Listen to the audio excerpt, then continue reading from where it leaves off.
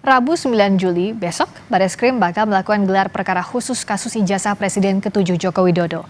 Bagaimana agar hasil gelar perkara diterima semua pihak, kita akan bahas bersama Wakil Ketua Tim Pembela Aktivis dan Ulama Rizal Fadilah yang menjadi pelapor di Bareskrim Polri dan juga Kabareskrim Polri 2008-2009 Komjen Pol Purnawirawan Susno Duaji. Selamat malam Pak Susno juga Pak Rizal. Selamat malam, Selamat malam, selamat malam Pak Rizal. Selamat malam, saya ke Pak Rizal dulu mau konfirmasi. Besok pasti jadi gelar perkara khususnya sudah ada pemberitahuan? Ya, sudah Mbak. Jadi memang awalnya tanggal 3 Juli. Ya. Tapi kemudian surat pemberitahuan berikut adalah tanggal 9 Juli, hari Rabu besok. Jadi kita sudah bersiap untuk menghadiri acara gelar perkara khusus tersebut. Karena memang itu diminta oleh TPUA gitu kan sebagai solusi dari keberatan pengumuman tanggal 22 Mei oleh Dirtipidum Bareskrim Mabes Polri. Jam berapa Pak Rizal besok? Agendanya jam 10 Pak, jam 10. Oke, jam 10 pagi. Kemarin itu kan sempat mandeknya saat ada ahli yang diajukan untuk dihadirkan juga. Antara lain Mas Roy juga Bang Rismon, betul ya Pak Rizal ya. Nah besok seperti apa? Iya. Mereka akan hadir juga?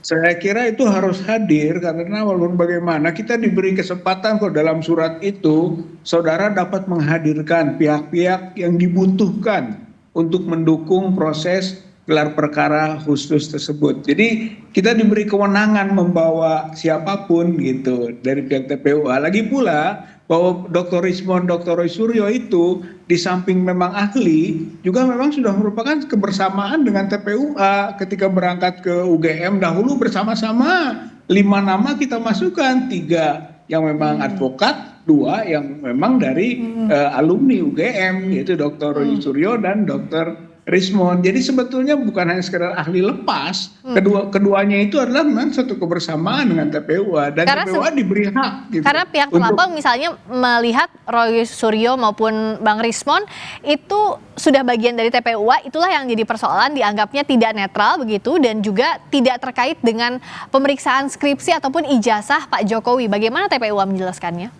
Oh jelas dong, walaupun bagaimana harus objektif kan, semua harus didengar gitu. Jadi disebut dengan tadi netral tidak netral itu nanti pada ujungnya penilaian gitu. Dan hal yang wajar saja ada perbedaan pandangan dan pemihakan mungkin dalam pengertian pengajuan data berbasis pada keahliannya, hal yang wajar saja gitu. Saya kira nanti Bareskrim menilai pada ujungnya. Oke, tapi Mas Roy sama Bang Rismon sudah pasti hadir besok ya dengan Pak Rizal Ya, dan sudah kawan-kawan. sangat siap untuk hadir. Oke. Nah, saya ke Pak Susno. Soal gelar perkara khusus ini, kalau dari aturannya, kalau dari peraturan Kapolri, sebenarnya siapa yang boleh dan tidak boleh hadir dalam rangkaian gelar perkara khusus? Gelar perkara khusus ini sebenarnya sama saja dengan gelar perkara biasa, hanya karena sifatnya saja yang bersifat khusus ya. Mengapa bersifat khusus? Ada macam-macam ya, karena perkaranya memang berat gitu, atau karena memang melibatkan orang yang sangat tokoh yang sangat terkenal seperti sekarang kan mantan presiden kan. Ya. Kemudian sehingga yang harus hadir pun dari internal Polri pun tidak sembarangan gitu, mungkin pada level-level senior gitu. Ya. Nah kemudian siapa saja yang harus hadir di luarnya? Ya pihak-pihak yang berkepentingan, yang dianggap oleh penyidik berkepentingan, yaitu pihak pelapor, pihak terlapor, dan gelar perkara dengan konfrontir. Kalau konfrontir kan untuk mencocokkan keterangan si A dengan si B, Ya. berbohong apa tidak. Kalau ini tidak, kan masing-masing pertama pihak penyelidik ya, karena ini gelar perkara penyelidikan ya. Jadi penyelidik menyampaikan apa yang sudah didapat oleh mereka gitu. Ya. Nah kemudian pihak pelapor bisa menambahkan gitu hal-hal lain yang dianggap perlu untuk menambah alat bukti atau menambah informasi yang kelak akan menjadi alat bukti supaya alat buktinya itu cukup kalau memang itu bisa ditingkatkan ke penyidikan. Nah demikian juga pihak terlapor pada kesempatan ini juga berkesempatan dia untuk membantah argumen atau dalil-dalil yang diajukan atau informasi sifatnya baru informasi kan, informasi yang diajukan oleh pihak pelapor ataupun informasi yang didapat oleh penyelidik. Nah, karena ini kan masih informasi. Nah, informasi ini bisakah atau tidak kelak menjadi alat bukti.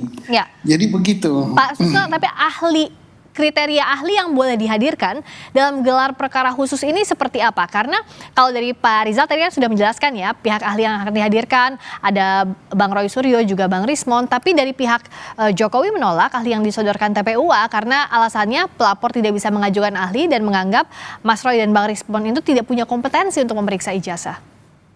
Jadi tidak bisa tolak menolak. Jadi terserah penyelidik. Kalau penyelidik menganggap diperlukan keterangan ahli, nah nanti penyelidiklah yang menilai. Oh dia itu ahli hukum, hukumnya hukum perdata, hukum tata negara. Oh dia ahli di bidang apa? Di bidang digital. Oh dia ahli di bidang apa? Penyidik yang menilai. Jadi tidak ada tolak menolak. Masa pelapor atau terlapor tidak boleh saling tolak menolak ahli yang diajukan, kenapa, atau saksi yang diajukan, kenapa? Karena kan ini saling lapor gitu ya, walaupun tempatnya berbeda, dan ini akan berdampak hukum. Kalau misalnya pihaknya pelapor tidak bisa membuktikan apa yang dia katakan palsu, maka dikatakan bahwa dapat dituduh bahwa dia telah mencemarkan nama baik. Nah demikian juga apabila bisa membuktikan bahwa betul itu palsu dan betul itu tidak sah, maka dampaknya kepada terlapor. Terlapor berarti memalsukan atau menggunakan keterangan dokumen autentik palsu atau membuat palsu suatu dokumen gitu kan. Jadi ini ibarat naik perahu, siapa yang tenggelam, siapa yang tidak ini nanti. Jadi yang akan menentukan nanti ahlinya kompeten atau tidak kompeten di tangan penyelidik. Kalau dari TPU, di tangan penyelidik seperti tadi disampaikan Pak Susno. Kalau dari Pak Rizal, apa yang memang disiapkan oleh TPUA agar ahli ini memang dianggap kompeten? Dan kenapa TPUA ini menganggap Mas Roy dan Bang Rismon selain tadi memang bagian dari TPUA dari awal ikut dalam laporan dalam kasus ini, apa yang meyakinkan TPUA bahwa kedua ahli ini memang kompeten untuk dihadirkan di gelar perkara khusus? Saya kira itu sangat kompeten karena temuan-temuan dan analisis keduanya itu bisa berbeda dengan apa yang telah diumumkan oleh Dirtipidum. Misalnya, menurut Dirtipidum kemarin dalam pengumumannya, itu ijazah Joko Widodo itu identik dengan 3 ijazah temannya, itu tanpa menjelaskan siapa temannya. Itu kan hanya menyebut identik saja. Sementara analisis ataupun yang sudah ditemukan oleh Dr. Roy ataupun Dr. Rismon yang juga sudah diambil sebagai bukti hukum oleh pihak TPUA dan sampai ke Bareskrim juga menemukan 3 lagi ijazah temannya Joko Widodo itu yang tidak identik dengan Joko Widodo. Saya kira menjadi sangat prinsip sekali di situ. Ada nama Pronojoyo, ada Pronojiwo, ada nama Hari Mulyono, ada Sri Murtiningsih, itu teman seangkatan semua, ijazahnya tidak identik itu dengan Joko Widodo ini misalnya. Jadi sangat mendasar sekali keberadaannya dan hasil kajiannya untuk didengarkan oleh pihak penyidik gitu kan, atau penyelidik atau pihak karawasidik yang memimpin gelar perkara khusus ini. Nah Pak Susno, sebelumnya kan Puslapor sudah menyebutkan bahwa ijazah Pak Jokowi identik. Nah di gelar perkara khusus ini apa yang bisa dibuktikan, bagaimana mekanisme pembuktiannya untuk membuktikan sebaliknya misalnya kalau dari versinya TPUA atau menguatkan apa yang sudah disampaikan Puslapor kalau dari pihaknya terlapor? Saya kira gelar perkara besok tidak akan berkutit kepada hasil pemeriksaan laboratoriumnya. Memang objek perkara ini adalah ijazah itu yang dilaporkan diduga palsu. Tetapi di dalam gelar perkara itu tidak terbatas hanya ke hasil pemeriksaan laboratorium. Bisa saja informasi-informasi lain yang disampaikan, misalnya ada informasi yang didapat di lapangan tentang KKN, ada informasi yang didapat di lapangan misalnya tentang perkuliahan, ada informasi yang didapat di lapangan yaitu tentang skripsi, bahwa skripsinya begini. Karena apa?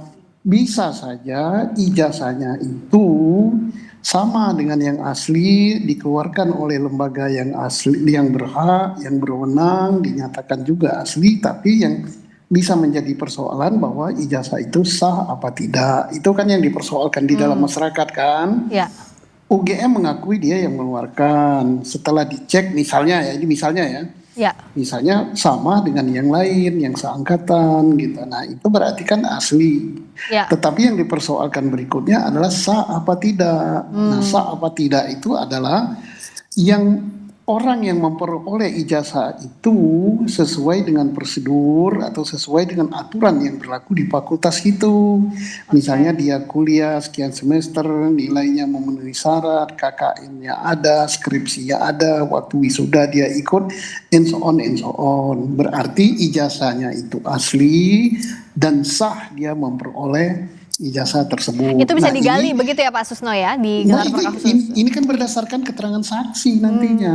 Oke. Berdasarkan keterangan saksi dan berdasarkan alat bukti berupa barang bukti skripsi yang disita, dokumen-dokumen administrasi yang disita, kemudian dokumen pendaftaran, dokumen Ya. perkuliahan dan sebagainya. Tidak hanya disita saja, tapi dimintakan keterangan dari saksi yang berwenang mengelola tentang barang tersebut. Ya. Nah itu. Kalau dari Pak Rizal, apa barang bukti yang berbeda dibandingkan gelar perkara biasa sebelumnya yang akan dibawa oleh TPUA pada gelar perkara khusus besok? Ada yang Ya. barukah? Ya pertama ya waktu gelar perkara biasa kan tidak dilibatkan TPUA yang Oke. sebenarnya ingin diajukan sebagai bukti-bukti. Waktu kan, itu tidak gitu. ada ya, tidak ada yang Itulah yang kita diberikan. akhirnya menyebutkan titik lemah daripada gelar perkara itu yang sampai pada kesimpulan penghentian penyelidikan begitu. Sementara TPUA kok tidak dimintakan pendapat atau pandangannya. Nah, kesempatan inilah yang akan digunakan ketika gelar perkara khusus yang dikabulkan gitu kan oleh pihak Mabes Polri gitu. Dan itu nanti kita akan angkat semua gitu data-data yang ada yang kemarin mau diungkapkan tapi tidak ada peluang dan ruangnya. Jadi saya kira insya Allah gitu dari sisi TPUA dan bersama dengan ya ahli atau analisis yang sudah dikemukakannya akan menyampaikan seperti yang disampaikan tadi oleh Pak Jenderal Susno itu gitu ya, termasuk seluruh dokumen-dokumen yang ada di UGM dan temuan-temuan lapangannya ya kita juga akan kemukakan sebagai bandingan-bandingan gitu menjadi pertimbangan apakah memang harapan kita agar ditingkatkan prosesnya kepada tingkat yang lebih tinggi penyidikan misalnya atau tidak. Saya kira kita objektif saja kok dan itu hal yang penting dibaca oleh publik dinilai tentang hasil yang sudah maksimal gitu prosesnya gitu. Oke, kalau kemarin sebenarnya penyelidikan sudah dihentikan Pak Susno, dengan adanya gelar perkara khusus ini apakah peluang masing-masing pihak pelapor maupun terlapor jadi 50-50 lagi? Kita tidak melihat hal ini seperti pertandingan ya, tetapi yang jelas gitu bahwa kalau ini terbukti misalnya